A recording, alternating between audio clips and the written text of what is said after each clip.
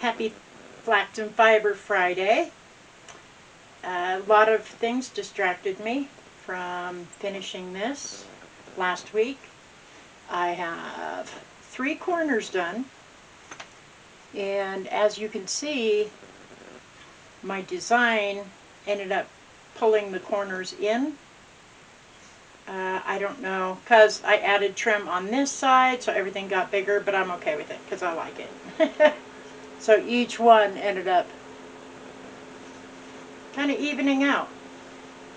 I have one more to do, and get my trim over here, dropping stuff. And obviously I sewed the trim,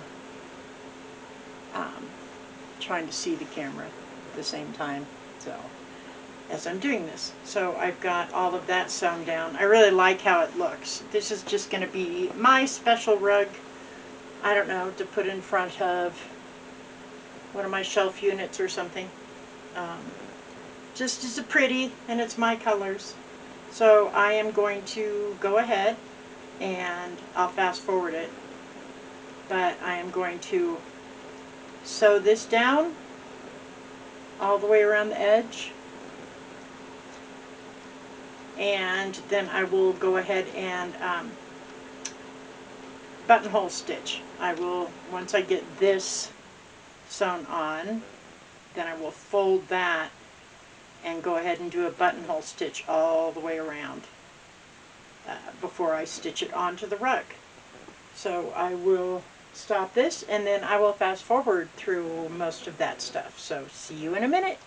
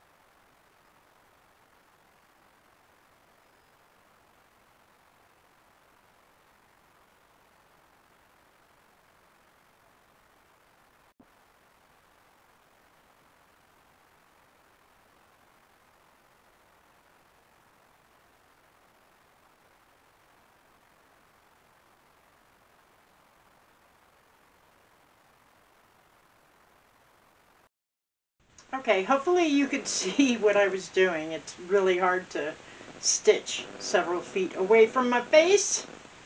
But I did the blanket stitch all the way around.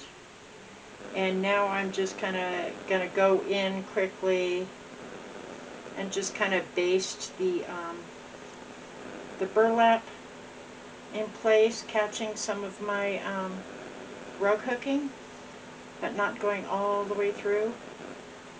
And this is just to obviously just keep it kind of down, and so when I wash it, it doesn't all curl up, and kind of tuck in any of those ends. I mean, it's a rug, so who cares what the back looks like, right? That's my theory anyways. Actually, I am going to cut that and just do a single strand. When I stitch the trim on, the band on, I just used a single strand. And then I don't know if you noticed when I went in to do the blanket stitch, I doubled it up just so it added more strength and stability to the outside edge. So we will do this, and what was another thing? Oh, my first one that I sewed the band on, I didn't quite get the the length of each band enough, I will show you that one. So instead of being like straight 45-degree angles, the whole thing here kind of curved on the outside. But again, this is just for me, so it's not like I'm going to look at it every time and notice it when I'm walking by the rug or standing on it. Because I'm not a perfectionist, as I've said over and over. I like a little bit of mistakes and a little bit of the homemade quality that you get with something like this, or the way something might age and become clearly less than perfect. So, almost there. And I'm assuming this will all wash up, and if I ever had a dryer, I think it would dry up well too. I don't know what the rate of shrinking between wool and cotton would be, so that might be a problem. But it would be an experiment. Okay, let's see if you can see it. I think it's this one. So this one I got closer to, I didn't get it perfect, but it's more of a 45-degree angle, and on this one it was almost rounded all the way around. So I just need to make sure that when I turned the corner, when I made the 45-degree fold here, that I pulled it, stitched it down further out than I would think it needs to be. So now we got this end. I didn't have to worry about these ends being cornered off because that's going to go right on there. So I am going to take that corner, since I already have thread on there, and it's the same thread that I used for the weaving, the ankle weaving, so it blends in really well, obviously. So I am going to go ahead and hold that there and stitch that corner in, and just kind of go through all, let's see, the warp and the weft, and stitch that corner down good. And the dog is sitting there wanting to lay on my rug, so say no, Nibbles. Okay, so I'm going to go ahead and stitch across here, and there we go. So I am taking off in a few days to, Nibbles, move it, no, off, good boy, to go to Florida.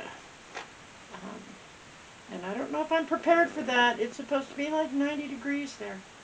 And it's 20s here today. Snowing all day again. But I'm looking forward to getting some healing, quiet time with my best friend, my soulmate. And we've known each other since we were kids. So I will try to do a couple of videos before I leave so I can post some things.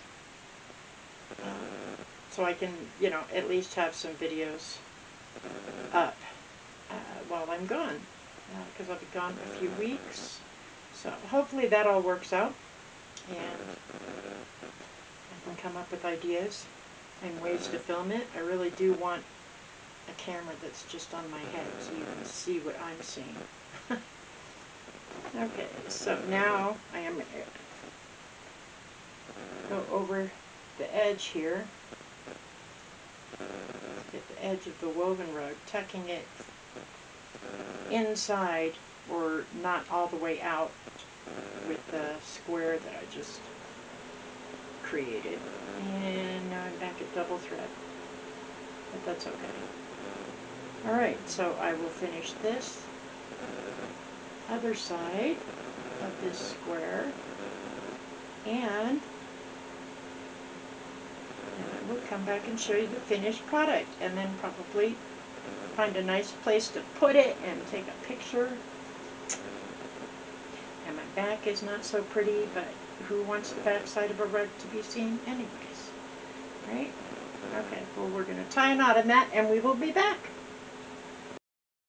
Okay, I am all done with this. God, this has been weeks and weeks in the process of having the vision and getting it all done. So, I don't know, I'm kind of in love. So, just regular weaving, band weaving, and then rug hooping. So, wool and cotton. I am excited. Okay, so thank you for coming by, and I am off to more endeavors. And I will get a picture of this somewhere fun so you can see what it looks like on the floor. It's uneven, back's not great. I'm going to probably stitch that by machine and then cut off that. This one, this side, because the knots are right there at the tablet woven band. I don't feel that when I step on it, but this one feels lumpy. So, not going for perfection, but I'm in love. So, thanks. See you next time.